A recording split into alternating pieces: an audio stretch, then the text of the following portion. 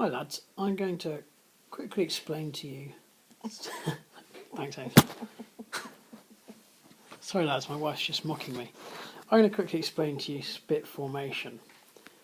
As you just would have seen on the previous video, longshore drift moves sediment in the left to right direction in this example down the coastline.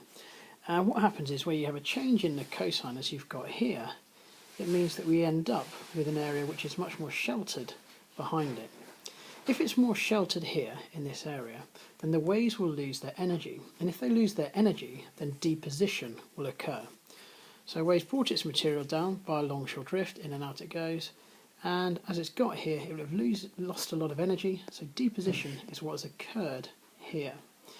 And you end up with a stretch of sand going out across where the original estuary would have been.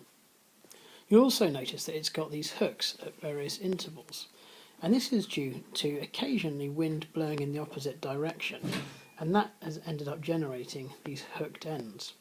Now the spit will never go right the way across the estuary because you have a river flowing down here. Now if a river is flowing, and as it says there it's a much faster rate, it therefore has more energy. So deposition will never occur to close off this channel. If it ever did, the feature it would be known as is a bar. Behind, you also get created a salt marsh. Where the salt marsh has developed in this area here, it's because, once again, we've had more deposition occurring because it's a low energy environment, and so mud has been deposited, and what that has allowed is that salt tolerant plants can only survive. And what's an example of these are things like cordgrass, which is known as a pioneer plant, and it's also a halophyte, which means it is salt loving. It can tolerate the salty conditions.